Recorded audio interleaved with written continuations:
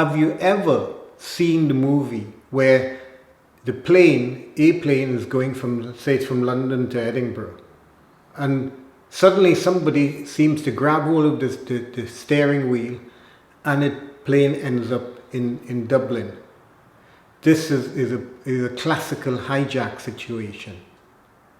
And our brains are more than capable of being hijacked. It is almost normal that we get hijacked to some degree or the other. So today we're going to look at the anatomy of the brain, how it's been developed, and why it is that we do get hijacked to some degree or the other. We are then going to look at one strategy, visualization, of how you get out of it. Because without the ability to get out of that hijack situation, our ability to think, our resilience, and all that follows is less and less efficient. Let me introduce you to yourself, or more precisely, this is your brain. Your brain consists of three main parts. It consists of the brain stem, the limbic system, and the cortex, or the outside. The brain stem is a bit like the monitoring system. The brain stem is the bit that checks that everything is working all right on the inside. It's the bit that looks at, let's say, the purity of the water, the levels of electricity, the quality of air. But in terms of humans, it looks at blood sugars, it looks at hormone levels that are swinging back and forth and changing. It's responsible for the monitoring the oxygen in your blood or the carbon dioxide in your blood. This is the bit that just ticks over. It keeps things running. The next bit here is the limbic system. The limbic system is responsible for your emotions. It's responsible for how you feel. It's whether you're sad, you're happy, you're upset, you're in love, your hates, your dislikes, all of these things lie within the limbic system. The outer part of us is called the cortex. The cortex is the part of the brain that is responsible for language skills, social norms, the ability to see time, not time in so much as telling clock time, but whether you're living in the past, the present, or the future. Hugely important to be able to distinguish which is which. The last bit of it is it's responsible for reasoning. So it's the logical bit. It's the bit that says, let's plan a trip from A to B. Let's go from London to Scotland, or from America to China, or wherever it is. It's the planning bit. It's the reasoning bit. All of this lies within the cortex. So, while they're all part of our brain, most people tend to think of the brain, if you say, your brain is obviously the logical bit. So a lot of the times we tend to have an artificial divide between the logical part of who we are, the emotional part, and also absolutely almost no awareness of the brain stem until something goes wrong. So let's put this into practice. Imagine you see something.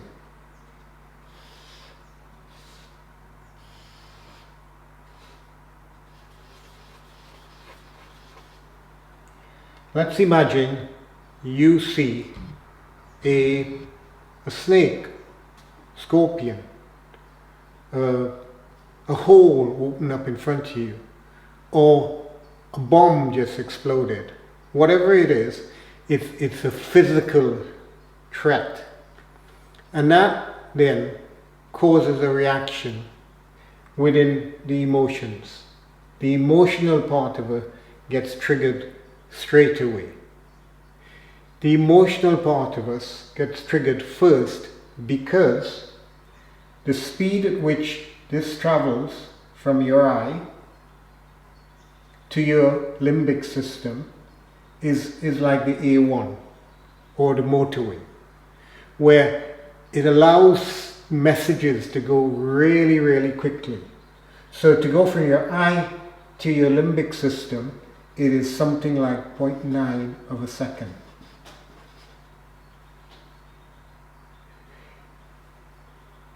The cortex, or the thinking bit of your brain, is like a B road.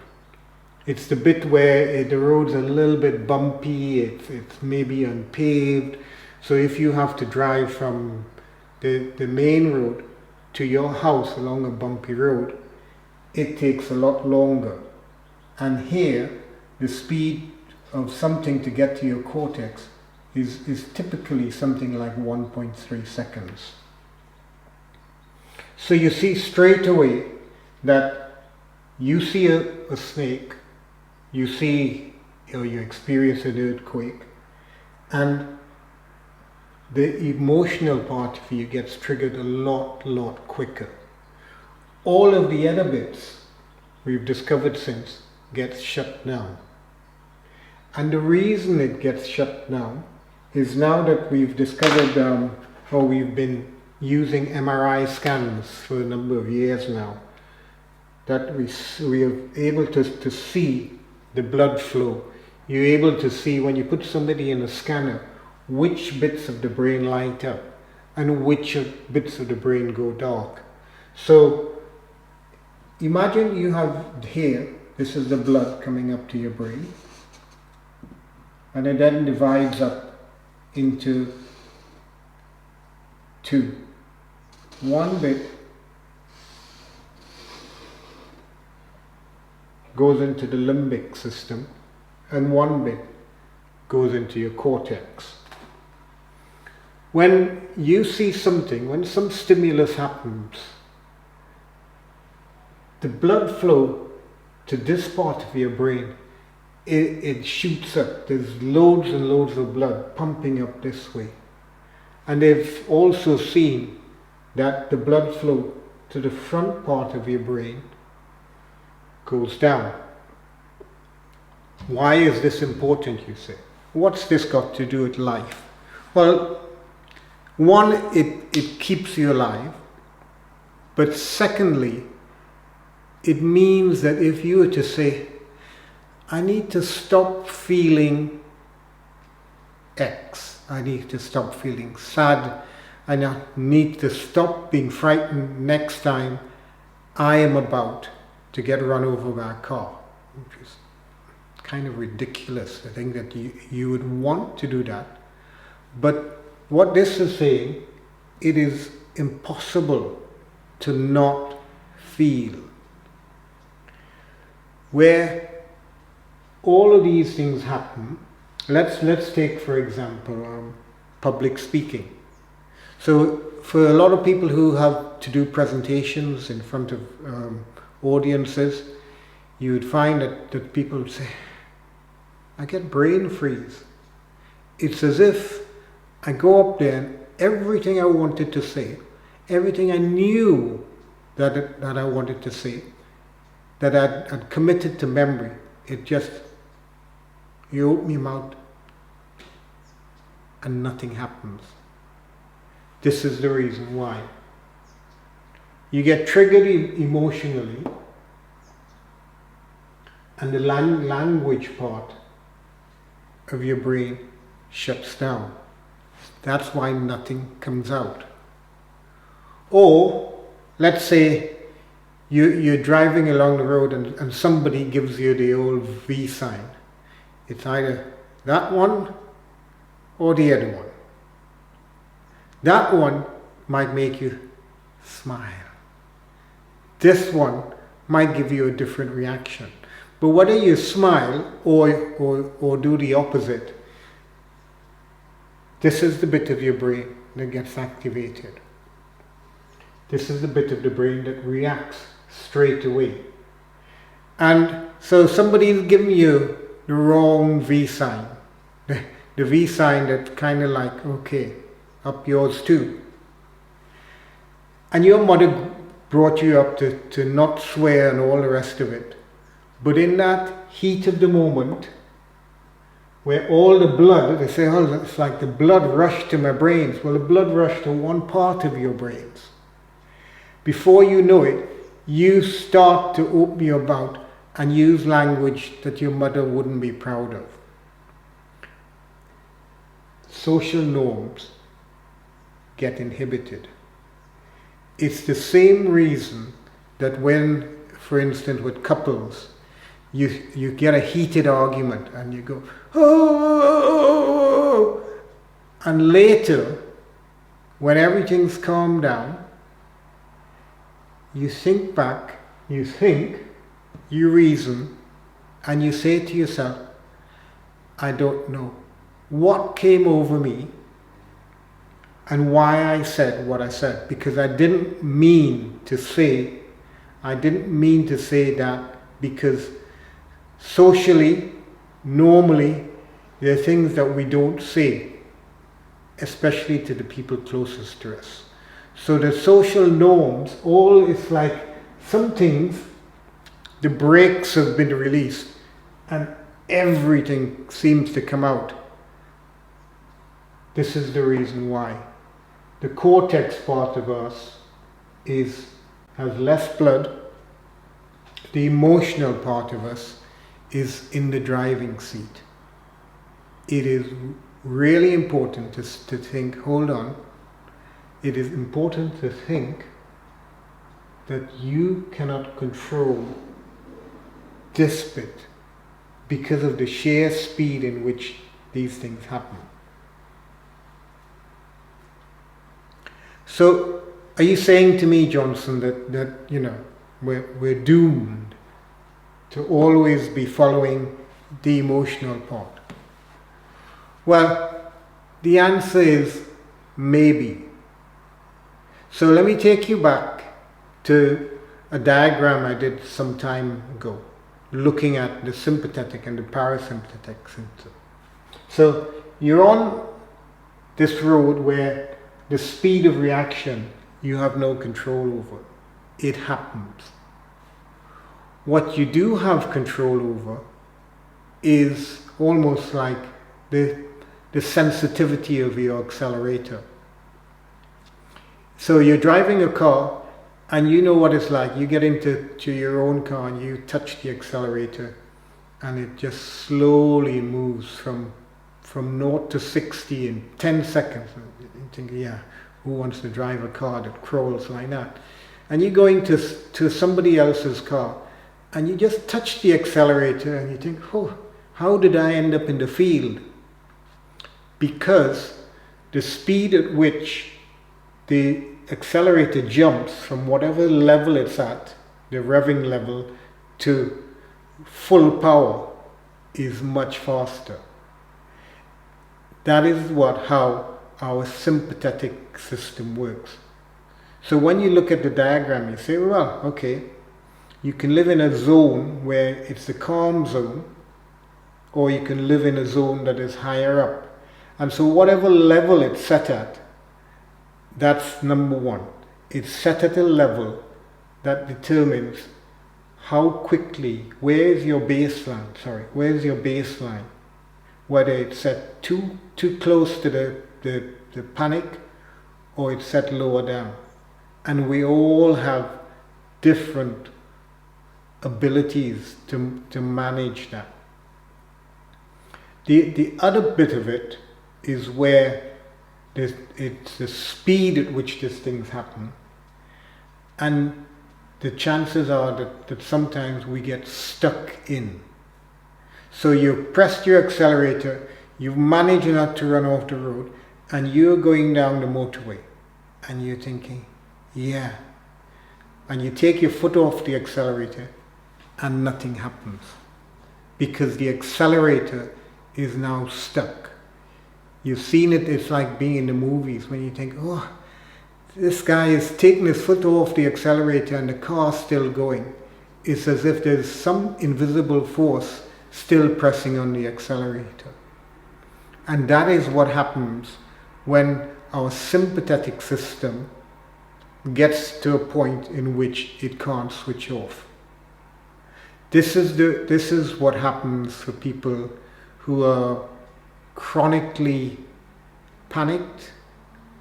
It happens where people are so flustered, and they remain flustered because the accelerator on the limbic system is still going, even though it is like if you think, well, I've taken the foot off the accelerator. It's not that bad.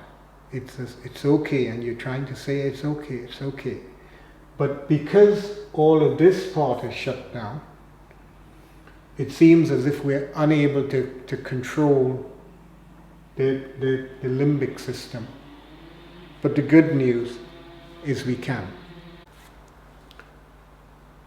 One way of getting out of the grip of your limbic system is visualization. So I was sitting the other day, and I was thinking back to my 50th birthday, and you're going, well, you can't have had a 50th birthday. Well, yeah, it wasn't that long ago. But what it was that I was there, and I'm thinking, you know, I enjoyed the music. We had a steel band going. We had some delicious food. There was cake. There was ice cream. I could taste that. I can smell the barbecue that was going on, and it was absolutely amazing. So that is an example of visualization. And right now I have to say, I'm feeling hungry. Because as you visualize something, your body responds. Your body responds to the thoughts you're having. And if you're having positive thoughts and your visualization is positive, you go, and it calms the sympathetic system down. Business people have known this for ages, and they you know, if you ever go to a seminar and you're thinking, wow, they tell you, visualize where you are going to be in the next 5 years. Think about the type of car you're going to have.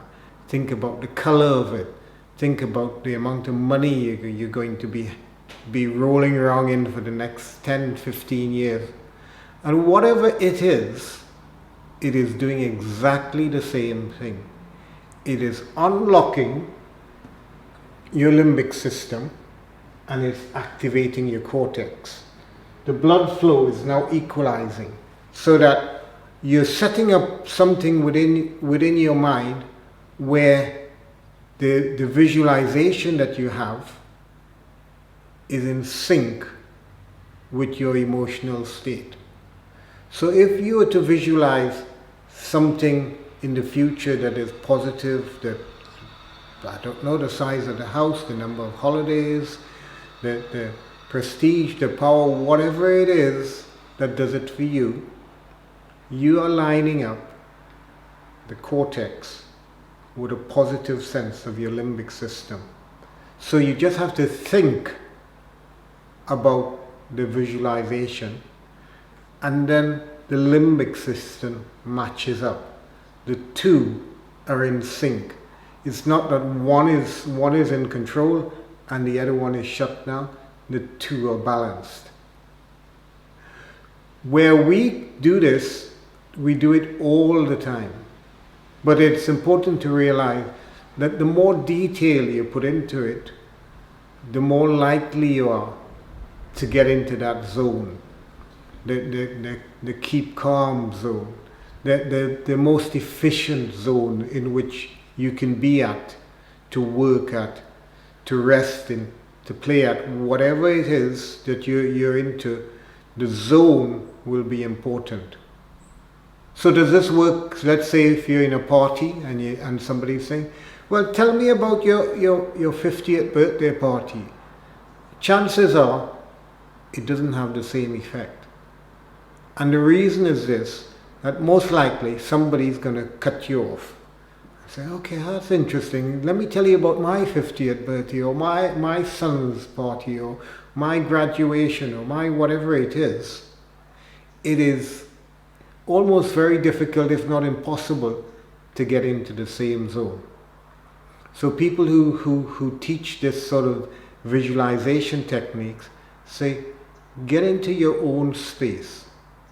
Be where you are most likely to be at rest. Be in the place where you are able to focus on your particular visualization. This works in a positive because we can then zoom in or zoom out of our present. To zoom out of it is to zoom out of your anxious thoughts. If anxiety is part of where you're at the moment, and to be able to practice it, to be able to say, yes, I see an anxious thought coming. I'm thinking about X. I'm thinking about the job interview. I'm thinking about the presentation I need to do. But zooming out of that, back into a past is one way of doing it, or into a future, which is another way of doing it. So if I take the presentation piece, for example, and I say to you, I'm getting really nervous about doing this episode for us. And I visualize, what I visualize is this, that a lot of people are going, yeah, well done, Johnson, and they're all clapping, and I go, yeah.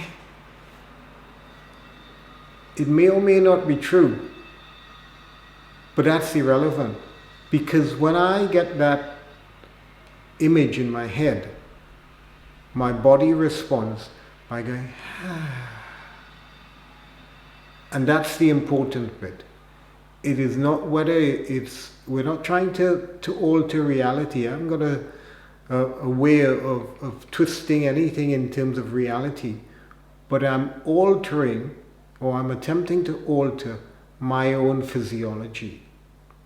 I'm attempting and succeeding, if I continue practicing, altering the physiology and addressing the balance between the limbic system and the cortex.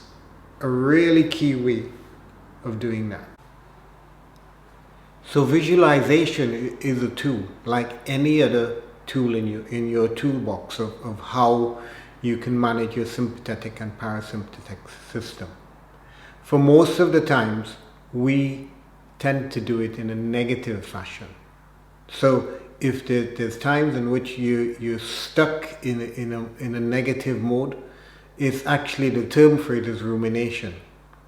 So that sort of idea comes sort of like a cow chewing its cud and just chewing back and forth, back. And that tends to pull us down. It takes you down into a place that just leaves you either very, very anxious, or even if you go even further, you get very depressed. So to take that tool and to use it, to see a thought coming, as the good book says, is to take every thought captive and then move it in an opposite direction. So yes, I am thinking this, I am thinking, but now I choose to visualize something in the opposite spirit, in a positive direction. And it may not be like you want to create the biggest business in the world, or build the biggest empire, or whatever it is.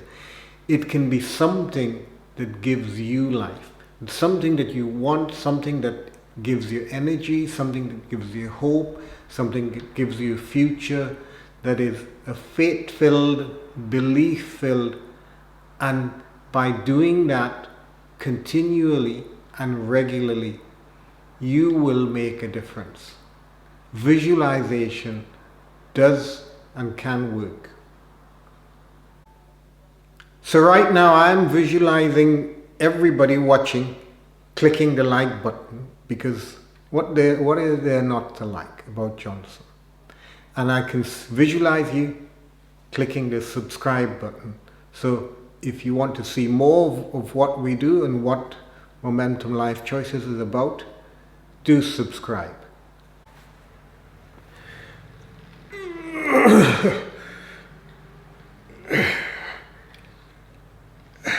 Oh, wrong one.